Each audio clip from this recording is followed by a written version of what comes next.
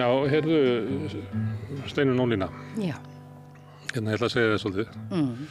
Ég var að, heyrðu einhvern nefna bók sem að kom út einhvern tímann snemma á öldinni sem að heitir Kapitalist realism. Aha. Sem sagt, kapitalísk raunsæisstefna. Manstu ekki, þetta sósíalískur raunsæi sem að fór mjög úr tísku eftir seinna stríð og getum einhvern veginn fjallað það vegna þess að Við erum bara raunsæi.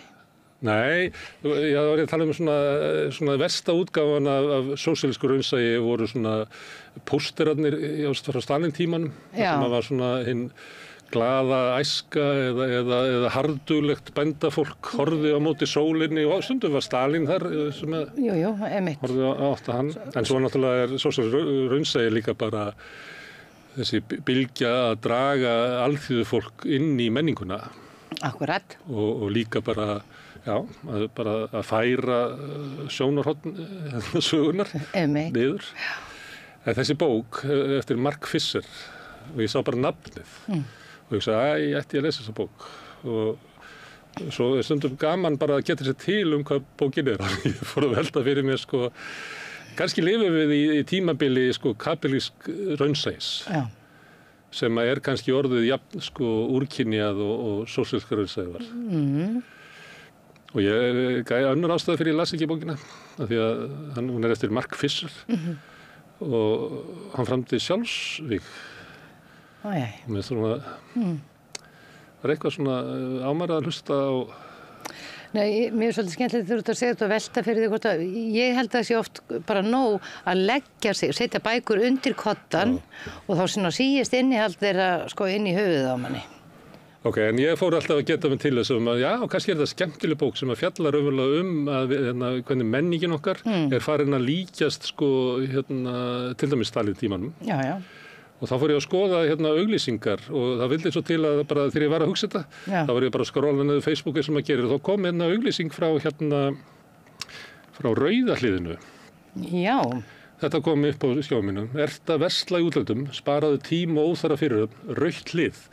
Þetta mun vera tollurinn í Keflavík sem er að auglýsa þetta. Já, ég held kannski að þetta glaða unga fólk væri að gangast kommunismann með hönd. Nei, þetta fólk var að versla, við sjáum þetta aðeins aftur, því að það er stemmingin sem er yfir þessu. En ég bara svo að vita hvað er verið að auglýsa, þá er þetta ekki svo rauðaborðið, þetta er ekki rauðahliðið, það sem að sósíalistarnir labba inn í. Heldur er þetta að þú varst í útlöndum, ef þú keyptir fyrir meira en 85.000 krónur, þá verður að láta tolla það og þá átt að fara ekki inn á rauðahliðið. Og það hljómar ekkert svona ógeðslega skemmtilegt að fara í rauðahliðið. En sjáðu aftur myndina. Þau eru rosalega ánægð með þetta. Þau eru alsæl. Einmitt. Og hvað gerist í rauðahliðinu? Ég veit, það er bara kannski bara að versla, það er svo geðveikt, það er svo frjáls. Maður er frjáls og þau hafa greinilega sparað alveg ótrúlega mikinn tíma og óþarfa fyrirhöfn með því að pakka niður, fara til útlanda, til að versla. Og fundi sjálfan sig. Og náttúrulega allt sem þau þurftu að kaupa. Já. Og svo er svona gaman í þessu rauðahliði. Og borga toll. Já. Bara blessunarlega, því að þetta hefur gefið okkur svo mikið, þessi verslanarferð. Einmitt. Að okkur finnst það bara sjálfsagt að koma og borga toll til þess að reka hér heilbrigðisþjónustu eða kannski styrkja Samherja í ákveðnum orkusjóð. Algjörlega, en það fór ég að skoða með myndasýningu. Já, ok. Já, ég fór að skoða því vefsíður ýmissa fyrirtækja og ég held ég sé með fleiri myndir hérna. Þetta er sérðu hvað fólki er hamingjusamt. Það fer að kaupa sér geymi og dísilolíu og smurolíu, tvistur upp á trattornum. Það er allir glaðir, dýrir líka. Já, og býtu hvað er verið að selja smurolíu? Nei, ég held að sé bara að vera að selja hvað er mikil sæla að eiga þetta fyrirtæki, það er svo mikið öryggi. Já, nei, það er líka gaman í sveit, það er líka verið að sýna okkur það. Og gaman að vera innan eiturefni ef maður er með hund og hest í bakgrunni. Það fylgdi texti þessari mynd. Hún var með kafla á heimasíðunni sem var verið að segja hvað enn einum væri andum viðskiptavinni sína. Já. Þeir eru ekki bara að segja þetta peningunum þínum. Nei. En vill að þið líði vel. Já, en Gunnar Smári, bændur þurfa náttúrulega eldsneyti á vélarnar sínar. Og þau eru náttúrulega svo glaðir að það sé bara yfirleitt hægt að keyra vélarnar sínar. Já, ég var 16 í sveit, þannig ég hef svona innsýn í þetta. Þú varst 60 ára eða eitthvað? Ég var 60 ár, tæplega, já. Ég man ekki eftir að menn hafi verið svona út í móa með geimanna sína og... Já, og stillaði mig upp eins og djásnum. Elskan, sjáðu geimanna okkar, já. Það segði mér fleiri myndir. Já, þetta er ölgerðin. Þetta var svona, það sem að vera að tala hvað ölgerðin sko væri að,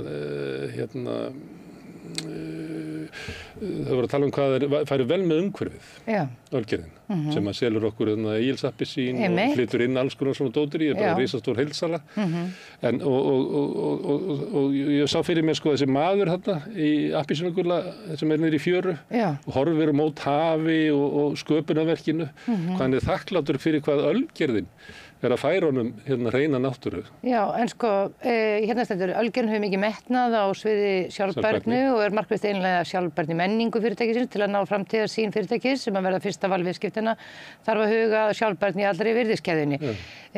Ég er engu nær eftir lestur þessara setningar. Kannski er þessi maður að fara með þessa möntru niður í fjöru. Sko, þeir hafa metnað, en í hverju birtist sá metnaður? Markvissar metnað, en aftur, í hverju birtist sá metnaður? Er eitthvað á myndinni sem að gæti verið afleiðing af starfsemi ölgerðarinnar? Nei, ekki beint, en þetta er kannski bara, kannski ímynda fyrirtækja sér að almenningur sé faktist sko svona oft bara á göngu að hugsa út í sjálfbærni ölgerðarinnar. Bara svona horfa út á hafið, já, sjálfbærni ölgerðarinnar skiptir miklu máli í allri virðiskeðjunni. Ég hugsaði enginn aldrei. Þessi fjara og þessi sjór og þetta fjall sem að rís þarna upp væri ekki hér nema fyrir ölgerðina. Ég held að maður sé hugsaði. Nákvæmlega, sko. Það er náttúrulega þessi náttúra, það er svo gott að auglýsa í henni. Já, en við erum með fleiri myndir. Já, við erum með fleiri myndir. Þessi, veistu hvað, akkur þessi er svo glaður? Býtu, nú ætlum ég að fá að geta. Annarkvort var hann að skipta klæðingu húsinu sínu eða hann er nýbúinn að bóna bílinn. Eða að þessi jakki, hann var seldur hann í Ellingsen. Nei, hvað er að gerast? Er það bílasala? Hann er svo glaður að því að hann tók bílalán hjá Arjóbanka. Já. Og ég held að bílalán séu með svona kannski 15% vöxtum. Já, einmitt, já. En hann lét það eftir sér, skellti sér á bílalán. Akkurat, sko. Og hann er bara annar maður eftir þetta. Ég veit það. Og mannin líður náttúrulega bara mjög vel að vita að hann sé orðinn svona glaður. Hann var óöruggur og vissi ekki að hann var að tapa 8, orðið miðaldra og eitthvað fleira í gær. Já. Svo fekk þessi bílalán. Og hann er bara... Og þetta er bara allt annað líf. Já, hann er bara orðinn, nú er ég loksins ég. Einmitt. Besta útgáfa á sjálfum mér, hugsaði hann. Já, akkurat. Það er ég með fleiri myndir. Já. Þetta fólk. Já. Það var búið að vera svona eins og vill gerast í svona samböndum, orðið svona... Það var orðið erfitt. Tilbreytingarlaust. Já. Alltaf sami... Og líka, hann var bara komið með svona vonda húð. Já, nei, það sem þau gera til þess að verða svona hamingjusamur er að þau skelltu sér á tax-free snyrtivörudagana í Hagkaup. Já, en sérðu ekki, og svo fær hún að leika með hann svona eins og hann sé svona Barbie-dúka og hún fær að setja á hann andlitsmaska vegna það var búið að pirra hann svo lengi hvað hann með vonda húð. Hún getur þetta út af Hagkaup. Auðvitað getur hún. Ef Hagkaup hefði ekki komið með tax-free dagana, þá væri þetta fólk lagið að dæsandi upp í rúmi og vissi ekki hvað þetta að gera. Nákvæmlega, en sko Gunnar Smári, ég verð að segja að þú veist, ég fer á tax-free stundum í Hagkaup einmitt til þess að kaupa snyrtivörur á lægra verði, sko. Ég hef ekki séð að skilja sér beint í svona mikilli hamingju, en það er, þú veist... Það er betra að borga minna en meira. Það er aksinn á húsmóðurinn. Já, nákvæmlega. Það er ég með meiri í svona svipandi. Það ættu auðvitað auglýsa bara, viltu ekki frekar borga minna en meira? Komdu þá núna. Já. Viltu hversu mikið, við slökum aðeins á okrinu? Já. Komdu núna. Það er opið til minnættis. Já. Svo byrjum við okkur aftur. Já, einmitt. Það er ég með fleiri myndir úr hérna. Þetta fannst mér mjög erfitt að við erum að fá listfræðinga til þess að lesa í þetta. Þetta er tryggingamiðstöðin. Býtu, nú sé ég ekki, er þetta jákvætt þungunarpróf með virðistæði? Hún er svona svolítið spásk. Hún er með rautt strik. 2. Já, mér finnst þetta eitt rautt og eitt svart, getur það verið? Já, ef þau eru 2, þá er hún sem sagt þunguð og hún hugsa með sér, já, gaman að því og gott að vera hjá TM. Þá viltu vera hjá TM? Þá vil ég vera hjá TM, já. Ef þú ert þunguð og það náttúrulega óvissa í framtíðinni. Auðvitað. Hvar finnur öryggi og festu? Þá finnur það hjá tryggingaviðstöðinni greinlega. Ég reyndar velti fyrir mér sko, þetta leit út eins og hún vildi bara giftast Tryggingafélögum. Já, annað þess hefur gerst. Og eiga barn með tryggingafélögum. Já, fólk hefur gifst sko gæludýrunum sínum, akkur ekki giftast tryggingamiðstöðinni. Ég meina, auðvitað. Það er reynt. Það er fleiri svona úr hérna kapílísku raunsæinu, fleiri myndir. Já, er þetta IKEA, fólk að flytja? Nei, þetta er ekki IKEA. En sko, þetta er mjög hamingjusöm fjölskylda. Þetta er alveg gríðarlega hamingjusöm og börnin svona glöð í kössum. Að flytja, allir glaðir að flytja. Já, sko, ég verð að segja, mér finnst mjög gaman að flytja, þannig að ég skil þetta fólk mjög vel, sko. En þetta er Íslandsbanki sem er að birta þessa mynd af ungri fjölskyldu sem er mikið fjallað í dag hversu þungbyrði húsnæðislánanna leggst á þetta fólk eða leigan, en þau virðast hafa fundið þannig hamingju og öryggi í skjóli okurvaxta af húsnæðislánum. Einmitt, hvernig eru vextir og húsnæðislánum í dag? Ef þú færð að taka lán þá eru vextinni þannig að þú eiginlega ræður ekki við að borga það. Nei, og endanum bara á bankinhúsið þitt. Já, eða það er enda þannig að það eru bara hinni allra efnuðustu sem að fá að taka lán. Já. En sko, ertu á móti og auglýsingum alveg? Nei, ég hef eina myndi viðbót. Ég held ég eina myndi viðbót. Það var ein sem ég var með sem var skemmtileg. Nei, þær eru allar mjög skemmtilega, sko. Það var póstunum, þar sem fólk var að sækja svona dót. En sko... Það var hundur mættur, sko. Hann var líka glaður. Auðvitað. Er ég á móti auglýsingum? Já. Nei, auglýsingar er bara, eins og þú segir að láta vita hvað kjötvæsi kostar í meinabúðinni, bara mjög fínt. Já, einmitt. En ég var bara að velta fyrir mér, sko, hvort að auðvaldið, þeir sem að fara með peningana og stóna þessu, hvort þau væri komnir svolítið overboard í sko sjálfshælrinni og svona hugmyndinu hlutverk sitt í lífi fólks. Já, mér finnst svona aðal, sko, það sem er mest áberandi er það þessi stanslausa sala á hamingjunni. Að, sko, allt sem þú, sko, allar skuldbindingar svo tekur að hvort sem er við tryggingafyrirtæki, banka eða aðra stofnanir eða verslar þér til óbóta, þetta á allt að færa þér hamingju. Mér finnst það vera svona skrýtna spurningin. Þetta snýst ekki lengur það að svona höfða til neytenda og bjóða þeim upp á þjónustu, heldur að selja okkur hamingju og hamingjan sé innan seilingar, jafnvel hóttu það kosti skuldsetningu og þá erfiðleikar sem því fylgja. Þarna kemur það með hundinn, sko. Já. Það sækja eitthvað. Á póstinn? Póstinn, fóru saman fjölskyldan. Nema hann hafi verið að sækja eitthvað og nei, ert þú hér? Og þetta sé uppað við eitthvað ævintýri. Já, ég held að þetta sé uppað við ástarævintýri. Hundurinn er svolítið... Ef þú færð eitthvað sent með póstinum, þá getur þú hitt einhvern mann sem þú getur kynnst. Maður sér það eiginlega hundur í kjaftarissu, þú sér svipin á honum. Já, sko hundurinn er leiður. Hundurinn er ekki ánægður með þessa ferð. Er þetta það sem við þurftum í okkar líf, segir hundurinn við konuna? Enn einn kallinn. Einmitt, nákvæmlega. Sem tekur bæði tíma og pláss og borðar. Einmitt, og hundurinn líka hugsa hvað er í þessum kassa, hann er banginn. Það er augljóst. En ég hef ekki tekið eftir, ég þarf stundum að fara á pósthús.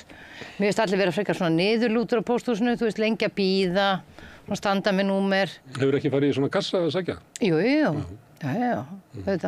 Ég er alltaf mjög glöð þegar ég fyrir þessa kassa. Mér finnst bara alveg magnað að einhvern enn að fara með pakkana í kassana. Mér finnst að við ættum að búa til svona kassa. Já. Og hafa það sem allir getur aðgang að þessu. Þannig að þú verir út prjónakona og þú verir að prjóna eitthvað á kvöldin heima og getur þá opnað bara svona vefsíðu, steinubrjón og ég kaupi ykkur að peysa þér og þá segir þú bara að þú getur sótt hana ef þið er búin að leggja inn að þig. Sótt hana í box 396 hana niður í Aðalstræti. Það fer ég að sækja það. Þetta eru innviðir, þetta er náttúrulega vandamálið til þess með Amazon. Amazon á allt dreifikerfið og einokar þar með alla söluna og ræður í hvað er selt og á hvað verði og allt það. Þetta verður mjög gott fyrir svona alls konar smá viðskipti, fólks á milli og þetta er náttúrulega víða í útlöndum, bæði á flugvöllum og lestarstöðum, þá eru náttúrulega svona geymsluplástar sem fólk getur skilið eftir farangur og svona. Já, sést oft í svona myndum svona einhverju sem er að einhverjum óheiðarlegum viðskiptum. Já. En það mætti stundalveg strángheiðarleg viðskipti, það verður bara svona heill veggur einhvers staðar í bænum með svona skiptikössum. Mér finnst að við höfum að fara að hugsa að nota þessa tæknina og ýmislegt sem hefur komið upp til þess að ýta undir fjölbreyttari viðskipti, þannig að þú getur losnað við að vera leikkona og farið að prjóna bara ef þú vilt það. Já, fara að selja sokka. Það vanti eiginlega í líf flestra sko fleiri tækifæri. Sem að þessi fyrirtæki sem ég hef verið að sýna eru ekki að færa fólki. Þetta eru flest fákeppnis- og einangrunar fyrirtæki. Já, einmitt. Já, þetta væri bara mjög sniðugt til þess að fólk geti stundað viðskipti, mann á milli. Já. En þess að þú segir með hamingjuna, það er náttúrulega hluti af svona yfirspenntu kapítalísku raunsæi, er að eina leiðin til hamingju er í gegnum þessi fyrirtæki. Svo ég færa þér hamingjuna. Nákvæmlega. Sko, þetta er nefnilega, ég var á smá ferðalagi í útlöndum daginn og með vinum mínum og ég sagði við hann á fyrsta degi, sko, hafði engar áhyggjur. Mér finnst ógeðslega leiðilegt að fara í búðir, ég mun ekki þurfa að draga því í verslanir. Og hann sagði þegar ferðin var upp í staðan, þá sagði hann, Steinunn, þú fórst í búðir á hverjum einasta degi.